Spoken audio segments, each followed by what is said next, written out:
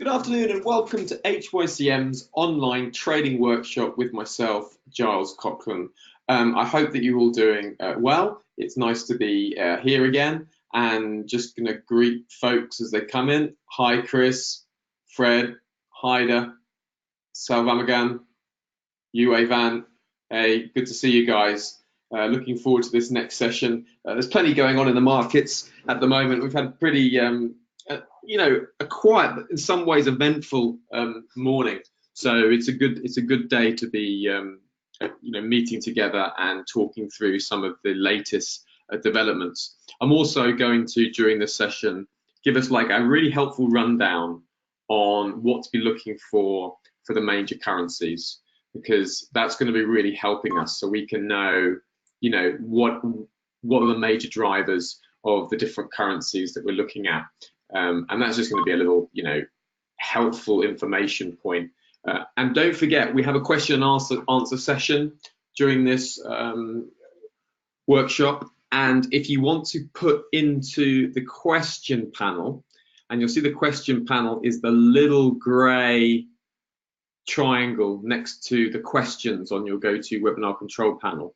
If you just want to put your question in there, and particularly what we're looking at, it's a new feature I've started doing, is looking at any trade setups that maybe you have. Okay, so if there's any trades that you're looking at, put them in the question panel, and we can chat about them and discuss them, and I can give some comment on, what I would be thinking about those trades. Before we get going, don't forget, obviously, the whole point of these webinars is it's meant to be a process of education for you. It's not meant to be a signal trading service where I'd say go long or go short this currency pair. That is not what this is about. This is about showing you the way I go about making decisions in my trading in order that you can make informed decisions in your trading. So this whole webinar workshop thing that we do on the Monday and the Tuesday, it's all about education. So you guys are trading your accounts, you are making the decisions, and this is designed to be an educational process to help you as you make those decisions to understand where buyers and sellers are more likely to be. So that's what we're looking at. Thank you. Had the first person, Selva's, popped in a question about the euro and New Zealand dollar, and we'll look at that towards the end of the session, Selva. Okay. So with the session ahead, don't forget that we have a special topic that we look at each week. I'll be looking at a practical tip for trading sentiment shifts. And I thought a good one with this is that I'll show you a sentiment shift that I traded on Friday, I think it was, when we had a Bank of England, Sanders made a comment, very bearish comment, and I'll show you a little tip for trading sentiment, particularly for when you've missed it. So when you come to your desk and you see that the trade's already moved, I'll give you a practical tip on how to trade those sentiment shifts. Handout for session can be found in the handout panel. It's a workshop guide that's entitled September the 24th. Now, my colleague is on holiday today in Cyprus, so I haven't got the latest up-to-date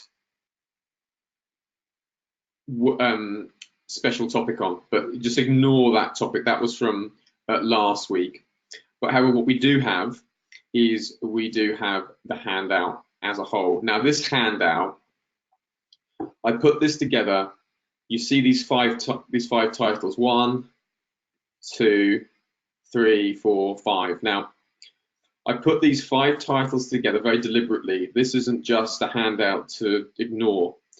If you haven't seen this handout before, download it, print it out, and this is the principle by which I trade each and every session. I do these things. I look back to identify what the recent sentiment is. It's always the first thing I do. Whenever I come to my trading desk, I always look back, okay? And I want to find out what's the key market sentiment. We'll do that today, all right? Then I look forward. I want to see, is there any upcoming market events that are crucial? Is there an anticipated event coming up? The market tends to consolidate. it tends to be a lot less volatility in anticipation of large market moving events. Then I look at the charts. So only when I've really got a sense of where we are do I look at the charts, and then I look at my risk, and then finally I look at the outcome of my trade to see what I can learn from the decision that I've made. So this template, 1, 2, 3, 4, 5, it's simple enough to be on one page of A4. So it's not, pages and pages of information. And it asks you a number of questions, and these questions are designed to help you make decisions. Now, this you can print out, put beside your desk, and use it, especially if you're learning how to trade sentiment and how to trade fundamental analysis. You want something like this just to go through systematically each time until it becomes second nature, okay? Until it just becomes literally, you just do this without having to remind yourself that you need to do it.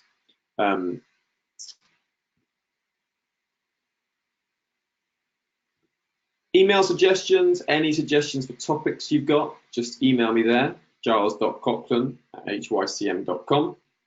That email comes straight through to me. Any particular topic you want to cover, just email me, and we can cover the topics on a week-to-week basis. If you've got any improvements for the workshop, anything you would like to see, anything you wish I had covered but hadn't, please also message me there, because it's helpful for me to get feedback so I can improve the workshop and make it more helpful for you guys. Yeah, Chris, I'll help you on that. We'll go through a slide that's deliberately going to help with that today. I've got a slide that I cover. Okay, so the first aspect that we're trying to achieve, if you look at the handout, all right, you see here, this looking back. The reason we're looking back is we're trying to identify recent sentiments, and we're trying to identify key market sentiments by reading up on the last 2 sessions of market activity.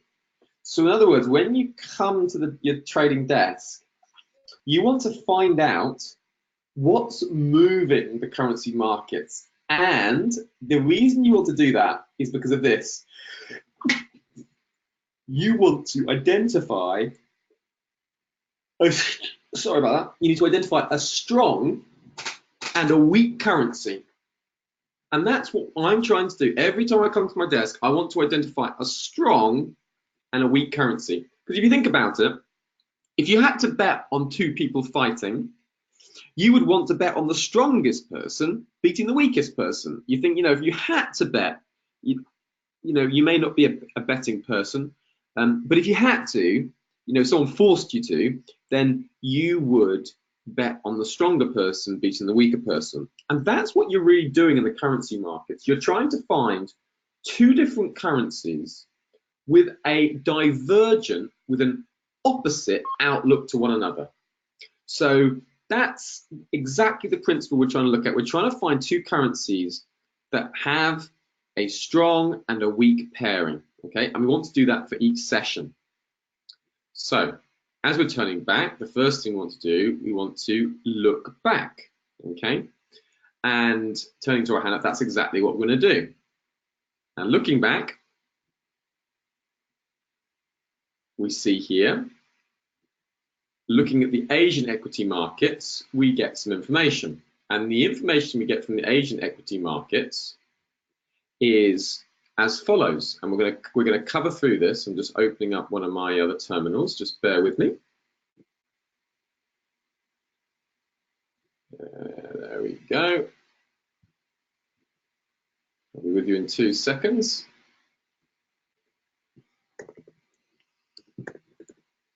There we go, lovely. Okay, right. That will all become clear why I needed to open that, because I'm going to give you guys a little test. Right.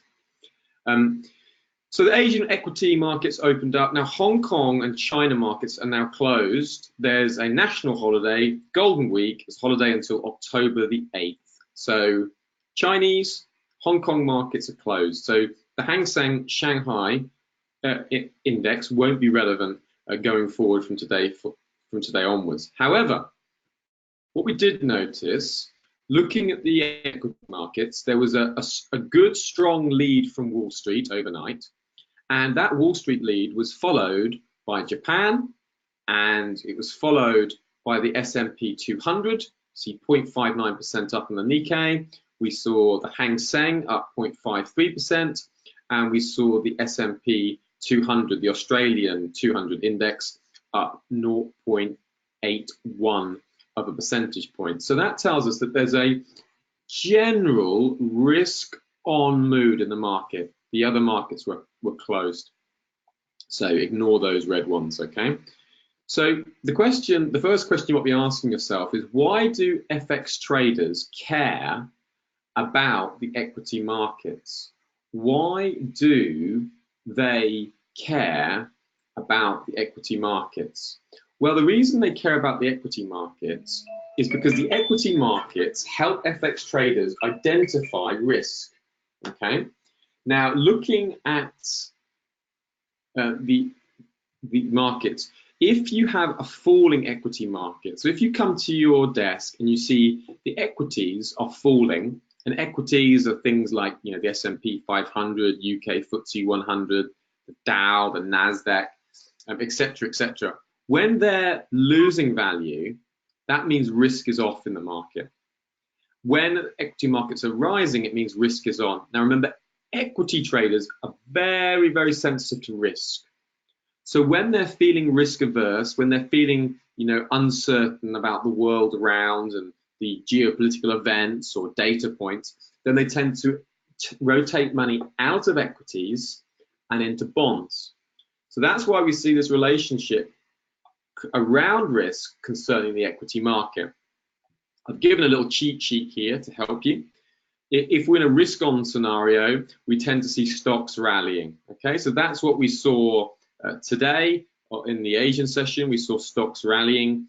Then you also tend to see commodities rising. So you tend to see, you know, if a country's you know, equity are rising, the indication is that that company is going to grow. It's going to use more resources. So that's when you see commodities rise, like copper. You'll see iron ore. You would see oil, because obviously people are going to be using more oil with production. That's why commodities rise. And then you have bond prices falling because, you know, investors are feeling more risk on. So they think, well, you know, I can take some money out of my bonds and put it into equities, so I might get more of a return with equities. So I'm feeling like I want to take on risk. That's a risk on environment. Conversely, a risk off environment is when you've got equity markets falling, you've got commodities falling, people are going to be less building, less iron ore, less copper, and you're going to start to see less oil. So commodities fall, then you get bond prices rising, and that's a risk off environment. Because people think, oh, I'm worried about my money in the stocks, so perhaps the company's not going to grow, and I'll put my money into a bond, maybe a high yield bond, like a German bond or a UK bond or a US Treasury bond, and I will guarantee myself a return and a little bit of interest to boot as well. So that's the correlation, okay? So make sure you got that really in your head. And then once you've got that part in your head, the reason we really focus as FX traders on the equity markets is because it tells us what's going on with certain currencies, okay? Because in risk-on markets and risk-off markets, certain currencies behave a certain way. Here's an example. So when we're in a risk-off market, and that's markets that fall in value during risk-off times, you get Japanese yen and Swiss franc strength and US dollar strength when the market is really worried, okay? So as soon as the market's worried, you would see the Japanese yen and the Swiss franc gaining in strength. If you notice with, look at anything with the trade wars between Donald Trump, anytime you see like Donald Trump say something negative about tariffs or trades, you're going to see the Japanese yen strengthen. And a good, you know, my go-to pair for a negative trade announcement is the Australian dollar Japanese yen pair, because it's going to be hit twice. It's going to be hit because Australia has a really close link to the Chinese economy. So if things are bad between US and China, that's going to make the Australian dollar drag. Also, Japanese yen will strengthen on a risk-off market. So that's why I like an Australian dollar Japanese yen pair when Donald Trump says a very surprising announcement. So this is the connection. You can just take a screenshot of this. You get yen, Swiss franc strength, Australian, New Zealand dollar, and Canadian dollar depreciate, and the Nikkei tends to fall. Okay, the Nikkei is a very good, indicator of risk. Risk-on markets that appreciate during risk-on times, you get higher yielding currencies like the Australian dollar, New Zealand dollar, and Canadian dollar appreciate. So when it's risk-on, you get the yen and the Swiss franc are sold off. Okay, so when people think, oh, okay, feeling confident, then the yen and Swiss franc rotations are out of those currencies, and then you get currencies like Australian dollar, New Zealand dollar rise. Now, of course, these currencies are nicknamed the commodity currencies. So in a risk-on environment, when you've got commodities rising, okay, that means the currencies that are connected to those commodities are going to rise as well. So the Australian dollar, they export gold, they export iron ore, export copper. So these are key commodities. So as those commodities rise, Australian dollar rises. New Zealand dollar, there's loads of different commodities out of New Zealand. It's dairy, gold, whole range of different commodities. Canadian dollar, obviously oil. So oil is a key commodity from the Canadian side. So you see, if you've got commodities rising, you've got oil rising, you've got copper, iron ore, all those commodities rising, you're going to see these appreciate. Okay, so just knowing that is really, really helpful for us as FX traders. Okay, it really does give us a very easy way of quickly identifying strong or weak currencies. Remember, we want to find currencies that have buying or selling pressure on them. Which ones are being pressured, and we want to pair them with opposite currencies that are doing the opposite way. Now, looking at the stock market now, I'm going to take this is why I was opening that screen earlier, because I'm going to do a little test for you guys. I want you to look at the equity markets now, and I want you to tell me what kind of mood you think the market is in now. Okay, so here we go. So here's a snapshot of stocks. What kind of mood do you think the market is in now? Now the US market hasn't opened yet. It doesn't open until another sort of 15 minutes, but that's okay. Type in the question panel, have a look. What do you make of that? So this is the American markets that are hanging over from yesterday. So we've got the Asian markets, and it's the European market that I want you to focus on. So that European market is from the UK FTSE 100 down to the ATHX Composite, okay? So this one is UK FTSE, that's the Euro stocks, that's the French 40, that's the DAX, that's the Spanish IBEX, that's the Italian FTSE, and that's the Portuguese Bourse, and that's the Greek Bourse, right? So in the question panel, type in, what do you think risk is doing? Are we in risk on or risk off? Let me know.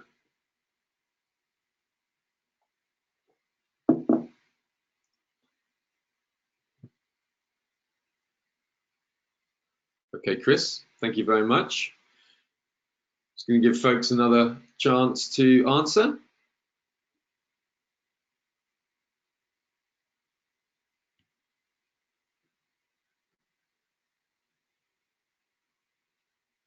Yeah, thanks, Aaron.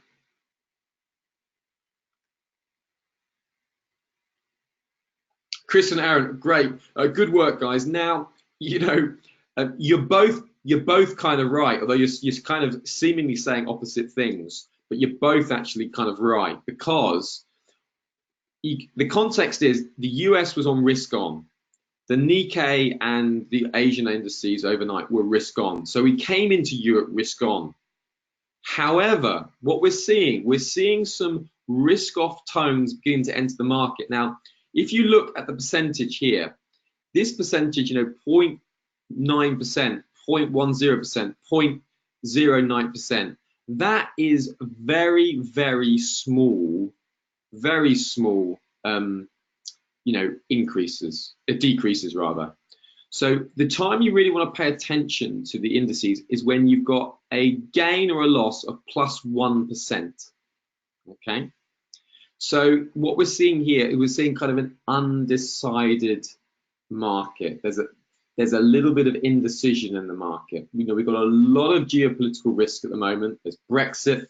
The euro does look very weak with all the weak PMIs, the global growth concern between US and China. How's that flowing through to Europe? Obviously, Brexit's on the horizon. And you put all these different things together, so there's plenty of triggers for risk. So we're kind of, if I was looking at this, I'd be thinking, it's borderline. It's kind of the market's trying to decide. We were risk on. Are we going to stay risk on? I'm not sure. So that's what I'd say. You don't always get it dead easy. It's not always like, everything's down -1.2%, 2%. And it's obvious we're in a strong risk-off market. Or everything's, obviously +1. Often you get the market sort of moving around and sort of feeling its way. And then obviously if a catalyst came in, you could suddenly see those markets shift one way or the other. So that's why I look at them. I've been covering forexlive.com over this last couple of weeks. And so if you ever drop in there, you can see that I'm talking about the equity markets and what they're telling us. I just show you that. I'll show you what I do because it's helpful. It'll be a learning point for you. I'll show you how this is when I'm doing it real time. Okay, so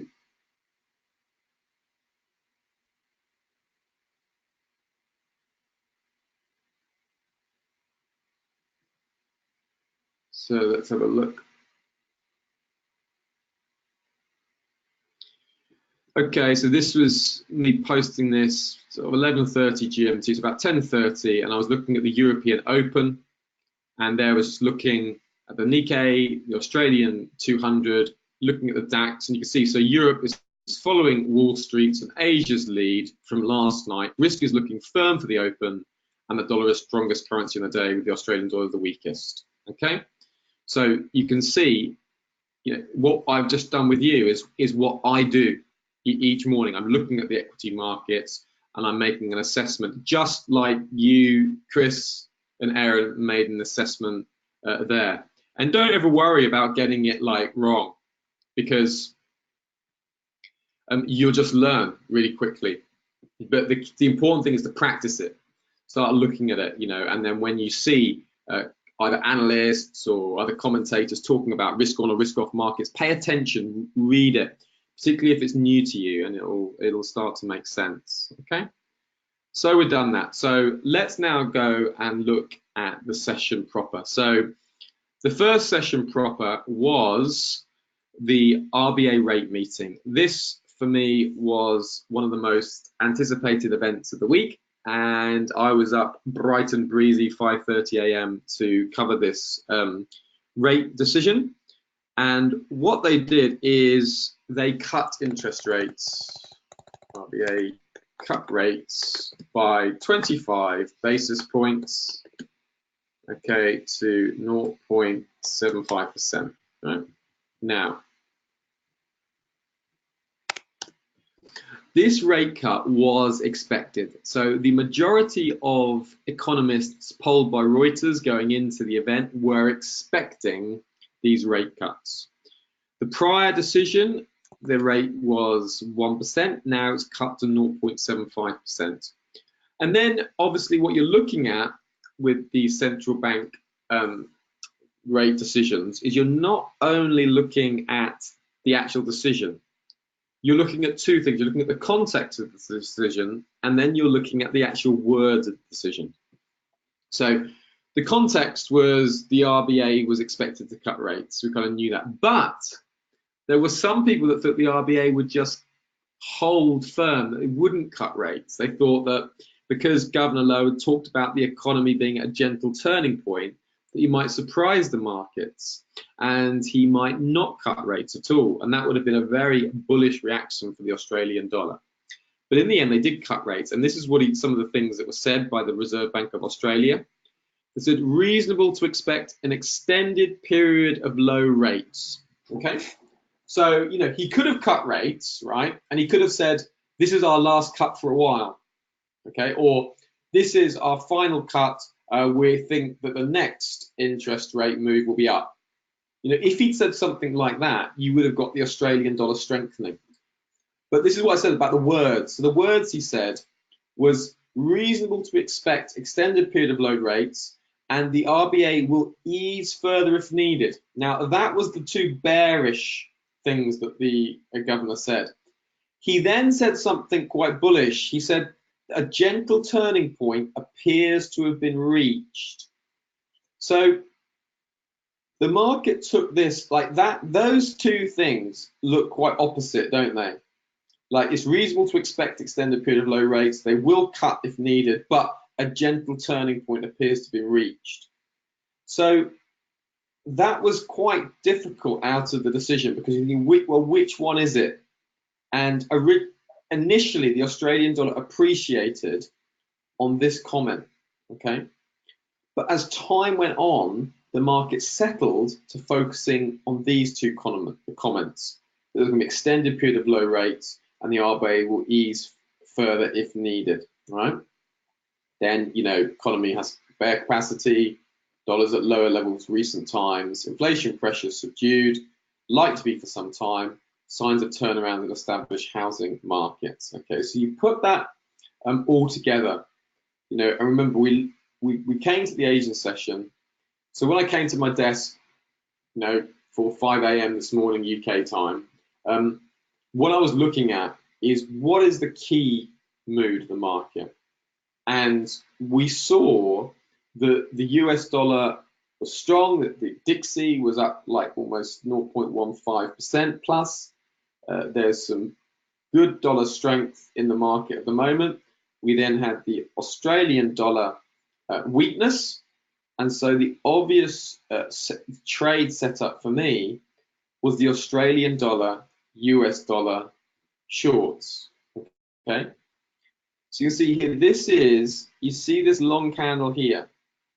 That's the Australian dollar being bid up and then sold down. Okay, so taking this market as a whole, it told me that there's Australian dollar sellers. So when you're trading sentiment, like obviously if you came to your desk in the market price is somewhere around here, you don't want to just sell from there. You kind of missed the move, okay? You've missed that phase one move, okay? But it is still possible to get like a second phase move. Usually within the next 24 hours, I would be expecting, if price retraces back up to the 50% Fibonacci level, you've got a horizontal level here, the 100 exponential moving average, 200 exponential moving average. So I'll expect sellers to be found in this region on a pullback, okay?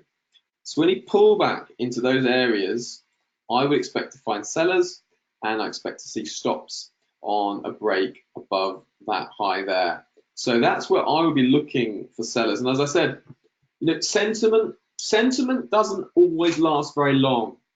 Usually sentiment lasts, 24, 36, maybe 48 hours in the market, okay? But certainly the first 24 hours. So, for the rest of this session, the rest of the American session and through to Asia, I would expect Australian dollar sellers, Australian dollar US dollar sellers on pullbacks to the 50% Fibonacci retracement level, and I would expect sellers to target recent lows. Okay, so that's the sort of thing that I would be expecting from this kind of setup. So looking at the Asian session, I looked at the currencies. You can see that the weakest was the Australian dollar alongside the New Zealand dollar. I knew that the Australian dollar was going to be weak. I knew why it was weak, so that all made sense to me. I had no problem having that as the weakest currency of the day. And then we had the US dollar The US dollar was stronger against nearly all the currencies this morning. So it's been the strongest currency, the US dollar.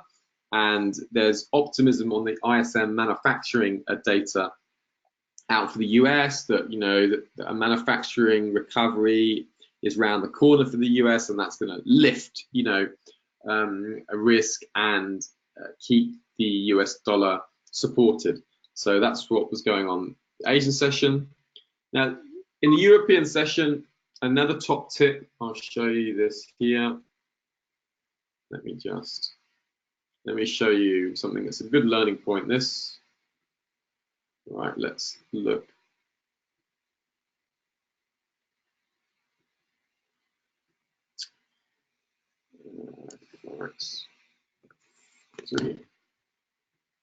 So look at Forex Factory quickly here, and you can see that you had the RBA rate decision here, but look, about 5 hours later, you got the RBA Governor Lowe speaking. Okay, so what that tells you is that you've got to be aware that once that decision is made, you've got to be aware that the governor of the bank is speaking just a few hours later. So there's potential for the governor to either kind of clarify what was said at the rate statement, expand on it, or sometimes they can even contradict what seems to be said in the rate statement. So you've always got to have these two things together as kind of one event, okay? So that was the situation there, nice and clearly. And what the governor said, he basically said, you know, he repeated what had already been saying, okay? So there wasn't really much to go on, and the Australian dollar rose a little bit, a small fraction on the economy reaching a gentle turning point. So it was enough to encourage some buyers, but wasn't enough ultimately. The other thing that's going on in the European session is a confusing story with Boris Johnson due to submit a plan to the European Union in the next 24 hours. Now, in the UK, there's been a lot of confusion over this story, because what the market is trying to work out is this a new plan that Boris Johnson is submitting to the EU, or is it an old plan that's just made to look like it's new? We had the reports from Ireland that, you know, they didn't see this report having any legs. They'd seen a leaked copy and they didn't think it was a very good plan at all. And then we've had Boris Johnson coming out denying that it's the same plan. Okay, so there's a lot of talk about what kind of plan that Johnson has, but the market is not really getting behind. And I was struggling with this story this morning, because when I initially looked at it, I thought, well, this is definitely, you know, this is optimistic for the pound. Okay, this will cause the pound to rise, right? Here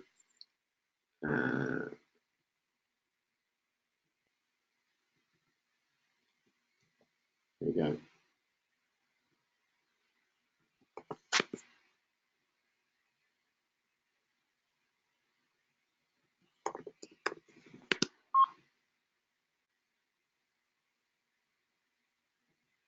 So we'll look at the pound.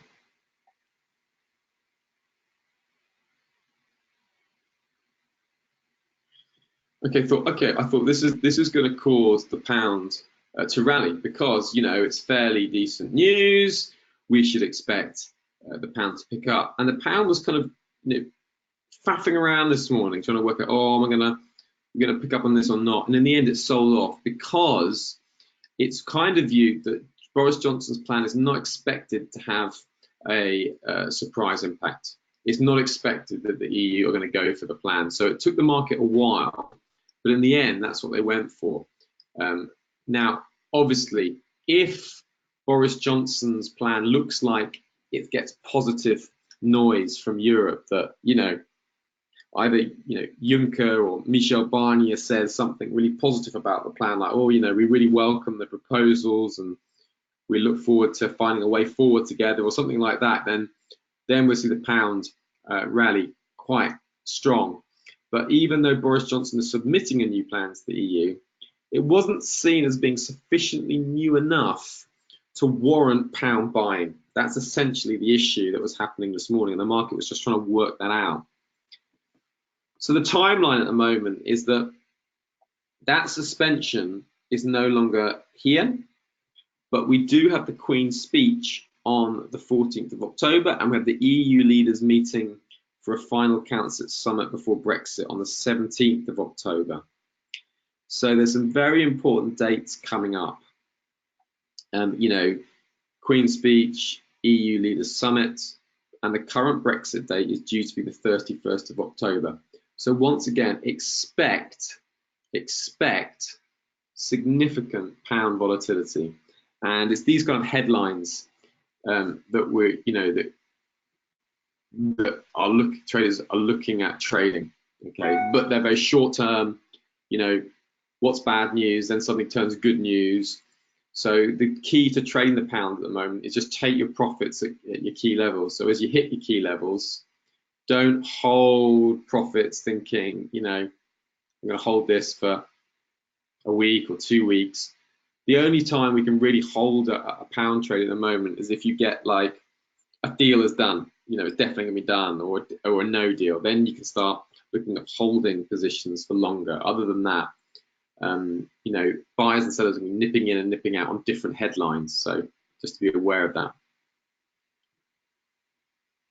So sentiment for the US session, as we look ahead, we've got, looking ahead, we've got the ISM manufacturing. Look, it's due to go above 50. 50 indicates expansion.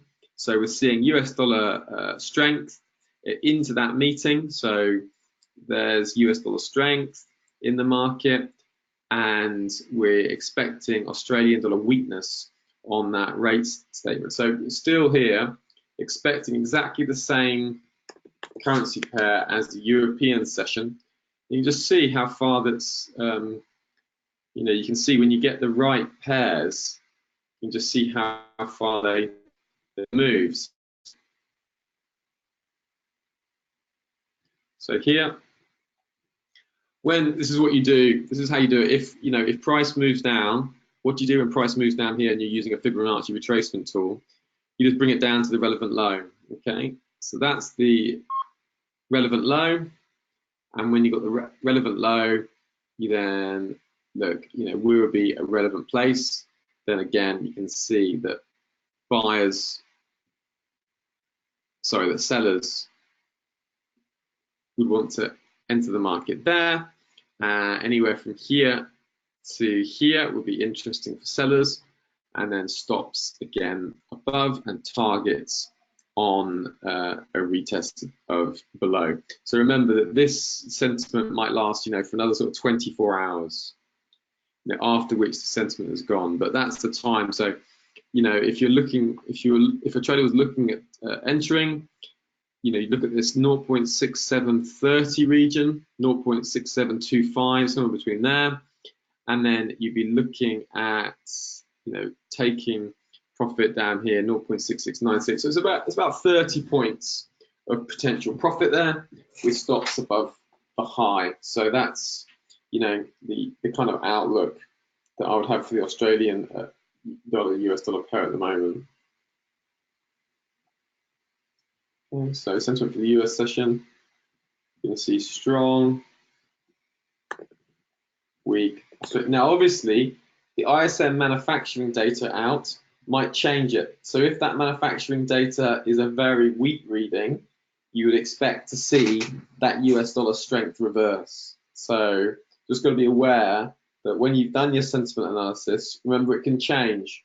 What was seemed a very sensible setup at 1 o'clock can see a foolish setup by 3 o'clock. So just remember to keep checking in with yourself, thinking, where am I? What's going on? Am I correctly analyzing the situation? Looking forward, we've already done that. We've seen the US ISM manufacturing data coming up. So what's driving currencies at the moment? This is a really key question. So I thought we'd just run through some of the key drivers at the moment in order to, really get a handle on what's going on. So looking at the Australian dollar. So the RBA had cut rates as they're expected. They also have repeated much of their previous language. And I think that the reaction that we saw with the Australian dollar selling off so heavily, I think the market had been hoping for much more of an upbeat assessment from the bank than it got.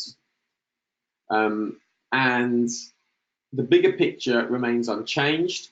And now basically we need to wait for key data points to point that way forward. So expect the currency to remain pressured today. But you see, look at this. We've got this. I'll show you what we've got on Friday. On Friday, we've got some retail sales data. So I'll just show you this. So this week, settings. And then Friday, we've got the Australian dollar retail sales.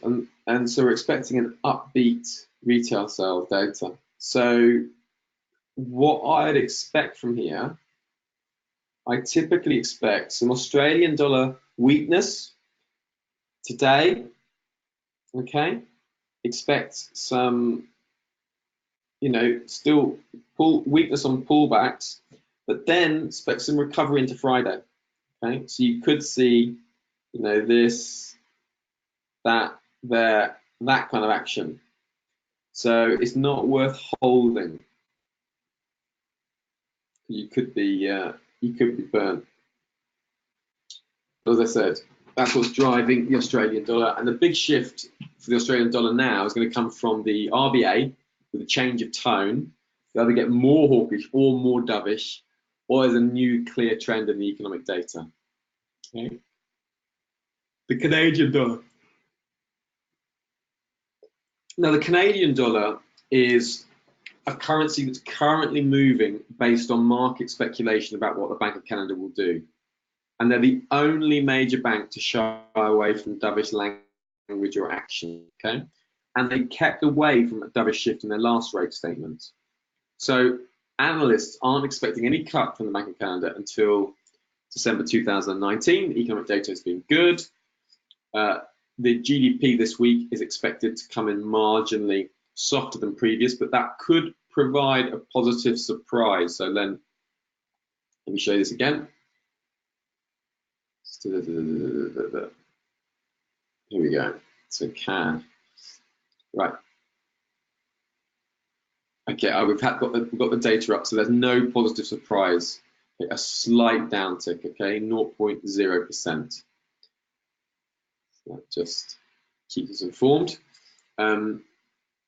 So I noticed some of the commitment for traders reports, some of the Canadian dollar longs were unwound, okay? So it kind of, the market's quite neutral on the CAD. It kind of wants the Canadian dollar to turn bearish. And if it does, we're going to see, some Canadian dollar selling. So the big shift to look out for with the Canadian dollar is to look for the Bank of Canada shifting their stance to something more dovish. Okay, a rate cut or dovish rhetoric, that'll be enough, and we'll start to see Canadian dollar weakness. And this is the scenario that the market has been waiting for. Okay. However, if the bank turns more hawkish and they kind of have the data to back that up, though today's GDP data doesn't support this, but if some other data did come out and the bank got more hawkish, the market could be, encouraged to start buying Canadian dollars again. Okay, so just watch out for what's happening there with CAD. Swiss franc. Now the Swiss franc it's really a safe haven play. So if the market is risk off, then it looks to buy the Swiss franc. If the market is risk on, then it looks to sell it off. Okay, So the Swiss National Bank does intervene from time to time. They do sell the currency to stop it appreciating too much. But the impact of these interventions is usually very short-lived, unpredictable, and bank policy are not currently driving the currency. So any changes in risk tone will affect the Swiss franc. So if it's risk off, expect the Swiss franc to rally. If it's risk on, then expect the Swiss franc to sell off. Okay, and the biggest driver of the risk tone, of course, is the US-China trade war. So, very simply, if you get sign of a deal being done, you're going to see Swiss franc weakness. If there's less chance of a deal being done, if the trade war escalates and we see more combative language from Donald Trump and across to China, then we're going to see the Swiss franc appreciate. Okay, but don't forget there's other risk in the market as well. We've got the Iran situation, North Korea. We've got tensions in Hong Kong. We've got riots in Hong Kong today. Any deterioration of struggling economies with the EU, Italy and their budget issues, with the ECB, just to name a few. Greece, although that's pulled back a little recently. So Swiss franc is a safe haven play, exactly the same as the Japanese yen. Now, I want to cover some other things. So what I'll do, I will cover some more of these currencies in next week's workshop. But what I would say is have a look going forward. See if you can, try to a good habit for you to get into is try to get into your head what the current drivers of these different currencies are. Okay, so then you can spot a sentiment shift. When you know what the base case should be, know what the context is, then if you all of a sudden see something that changes and you recognize it as change, you can take the trade. It's very hard to take a trade if you don't understand which sentiment is important and which sentiment isn't. So I'll take a screenshot of that, have a go at that. Now to your question, Chris, can you guide us on which channel we can listen to, because there's so many? Yeah, right. Here's some good resources to work out sentiment by yourself. Okay, so they're free resources, right? I'm going to give you a paid resource as well.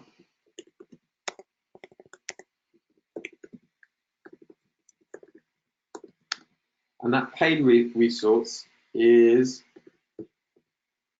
RandScore.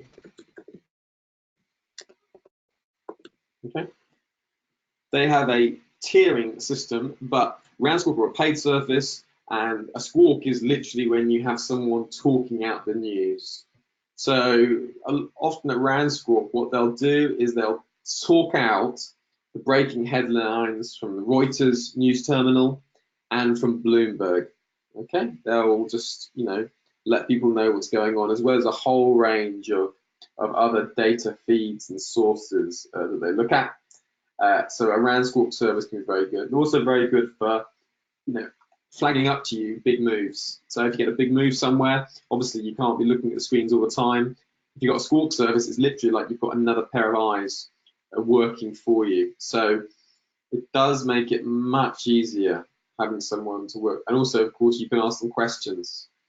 And when you ask them questions, you can find out from them, different scenarios, different answers to your questions. So you get some support as well. So what trade are you looking at the moment? So this is the new bit of our webinar. So we've got one trade in here. If you haven't put your trade in, pop it in. We've got a Euro New Zealand sell idea from Selva. So Selva says, what about a Euro New Zealand dollar sell? Okay, so let's pull up a chart.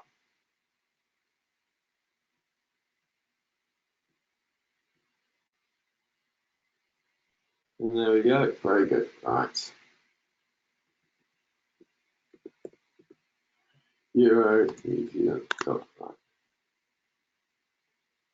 So what we've seen the euro appreciate against the New Zealand dollar today.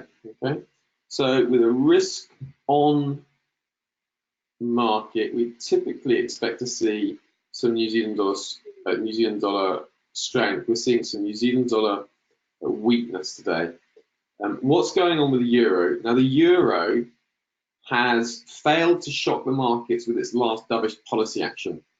It did go ahead with rate cuts and some amount of quantitative easing at its last rate statement, but that initial rally faded, and the data, like the data this morning out of the Germany and France manufacturing PMIs and the Eurozone manufacturing PMIs has been quite negative, just saying that the euro has a really uphill battle. Okay, so euro is looking quite weighed down at the moment, but here it is appreciating against the New Zealand dollar. Now, the New Zealand dollar is also quite weighed down at the moment. So the RBNZ recently said they were unlikely to resort to unconventional policy measures. They're sort of indicating that low rates seem to be enough, but there was some business confidence data out yesterday. Let me show you that. So, see the business confidence reading here? This reading here for the New Zealand dollar was like the lowest reading in like 11 years. You can see. You gotta go right back to like 2000 and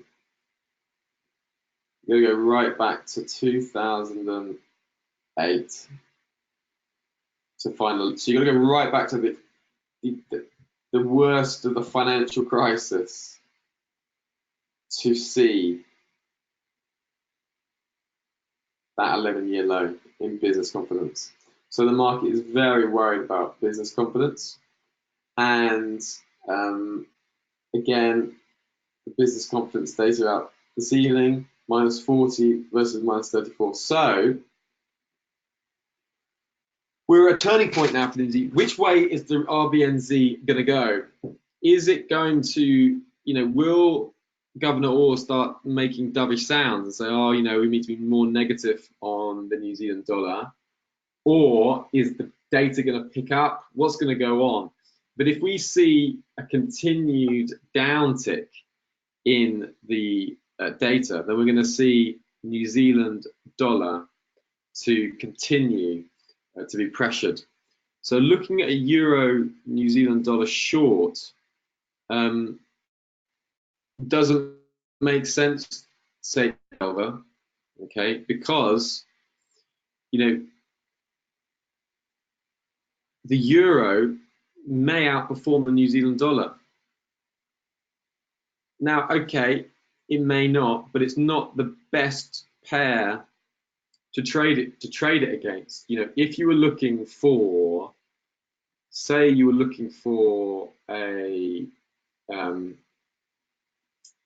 a currency, you've got the euro is bearish, and then say what a more neutral currency would be CAD, euro CAD sell would make more sense, or a euro US dollar pair, because you might expect to see some buyers with the US dollar. The Canadian dollar hasn't gone dovish. So if you are, let's look at euro CAD.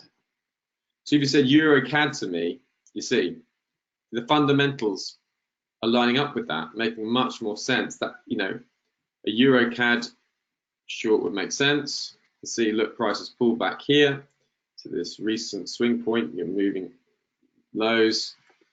Obviously, this is not trading advice. I'm not trading any of this, but euro US dollar. Look, you can just see. Do you see, Selva, that actually with your pair, the euro, you've basically got two bearish currencies there, and they're two bearish currencies in kind of flux. So how, what conviction do we have that the euro is going to be weaker than the New Zealand dollar? It might be, but it's not, a real dead cert one, okay, at all. Haida, great. Thanks, Haida. We got a Australian dollar. So I hope that helped. So I wouldn't be looking for a euro New Zealand dollar sell. So Australian dollar, Japanese yen, we're seeing a lot of downside in that. Now the Australian dollar is in this kind of, it's in a kind of a bearish to a neutral zone. Now the yen is going to be pushed around tighter on risk.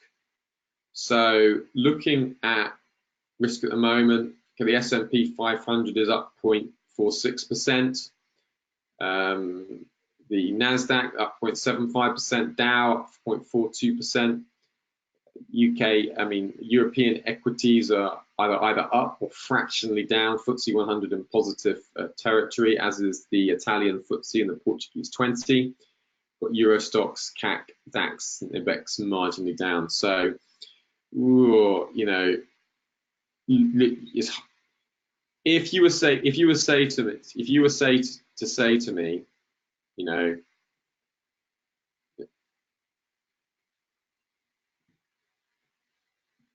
know, what would I expect if price pulled up to this level here?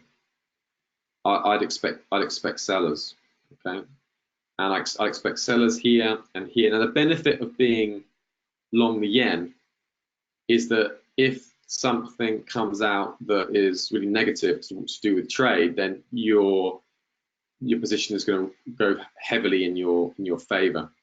The only thing that would put me against yen at the moment is that we're not in a definite risk-off tone. So we're going to see a little bit of yen weakness.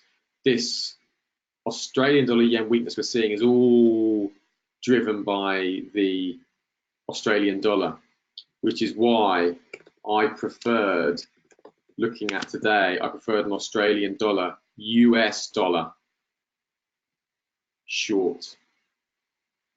This was my, this was my trade of choice, and I will be looking at a retracement up to this 50% level, so 0.6724, and then trading back down to here, 0.6684.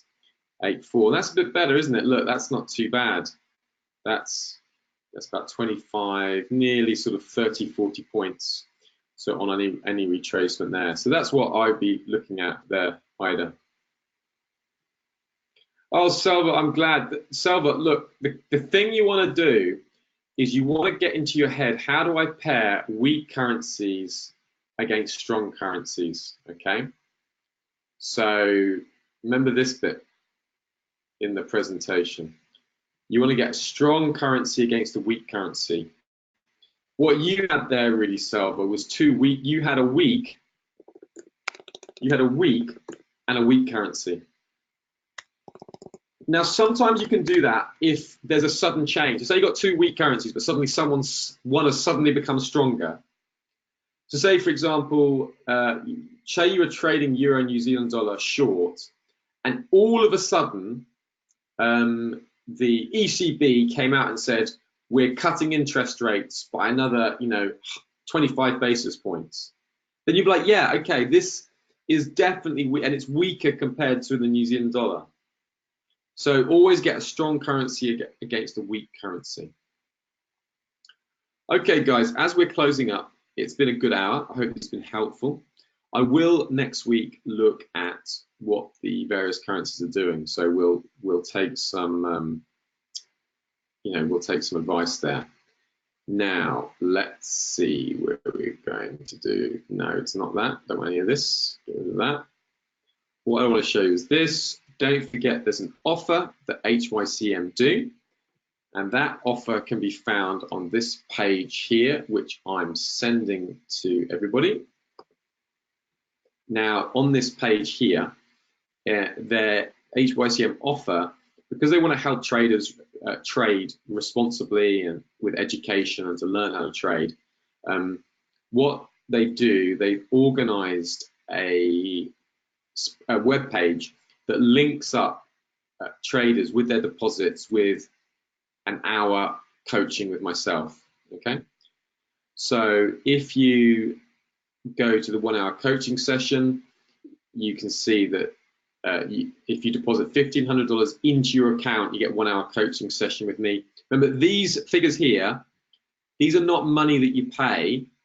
for the coaching. This is your money in your account. The HYCM are just offsetting the cost of having me with the deposits in the account. So if you put that into your account, that's your money, then you get 1 hour, 3,000, 1 hour, and 1 hour follow up with me, and 10, so on, so on. That's a good offer. Just, you know, have a look at that. You can look me up on LinkedIn, Twitter, see, you know, just follow me there and find out what I'm doing. And that's, you know, it's a good offer HYCM do. And the people I've done like the coaching with, they found it really helpful. So, you know, if you're putting money into your account anyway, don't forget this offer, basically, because if you're putting money into your account anyway, see this offer, I think, well, I may as well take the offer, and you know, we can do some one-to-one, and yes, we'll have a good time, I'm sure. Okay, guys, that's all there is for this week. Don't forget, next Monday, 12:30 GMT, we will once again look at the FX week ahead and have some good time trading, guys. Take care now. Yeah, thanks, Aaron. Yeah, I'm on Forex Live as well for the rest, you know, for about another sort of 7, 8, 9 days. So you can follow me there. Drop in, say hi.